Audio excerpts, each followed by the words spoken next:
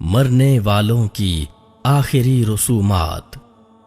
آگاہ اپنی موت سے کوئی بشر نہیں، سامان 100 برس کا ہے، پل کی خبر نہیں۔ موت برحق ہے، تاہم مرنے کی رسومات ہر قوم اور معاشرے کی اپنی اپنی ہیں۔ ان میں سے کچھ بہت دلچسپ بھی ہیں تو کئی بہت ظالمانہ۔ آئیے ایک جائزہ لیتے ہیں۔ مردوں کو محفوظ کرنا۔ قدیم مصر میں بادشاہوں اور امراء کی لاشوں کو ممی کی صورت میں محفوظ کیا جاتا تھا۔ ان کا عقیدہ تھا کہ اس طرح مرنے والے کی روح اگلے سفر تک محفوظ رہتی ہے۔ برف میں رکھنا۔ قدیم زمانے میں لوگ مردے کو برف میں محفوظ کر لیتے تھے۔ ان کا ماننا تھا کہ ہو سکتا ہے مستقبل میں کوئی ایسی دوائی مل جائے جس کا استعمال کر کے اپنے پیاروں کو دوبارہ زندہ کیا جا سکے۔ سمندر میں رسومات۔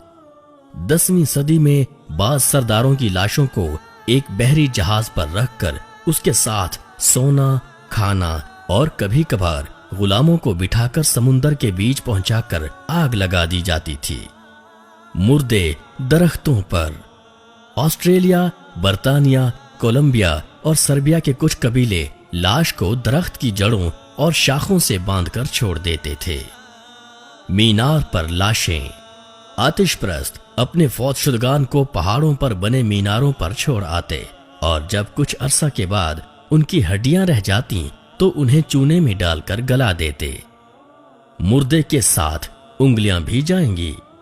مغربی پاپوا گنی کے دانی قبیلے کی خواتین اپنے مرنے والے پیاروں کے ساتھ انگلیاں کاٹ کر دفن کر دیتی تھیں، جس سے وہ اپنے دکھ کا اظہار کرتیں۔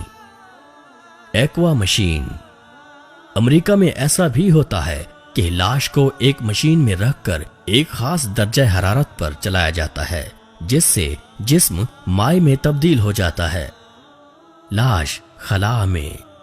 20ویں صدی میں شروع ہونے والے اس طریقہ میں مرنے والے کے جسم کے اجزاء کو خلائی کیپسول میں رکھ کر راکٹ کی مدد سے فضا میں فائر کر دیا جاتا ہے۔ اس طریقے سے اب تک 150 افراد کی آخری رسومات ادا کی گئی ہیں۔ لاشیں پرندوں کے لیے۔ اس رسم میں تبت کے رہنے والے بدھ بھکشو اپنے مردے کی لاش کو ٹکڑوں میں تقسیم کر کے پرندوں کے سامنے ڈال دیتے ہیں۔ اب بھی 80% بدھ بھکشو یہی طریقہ اختیار کرتے ہیں۔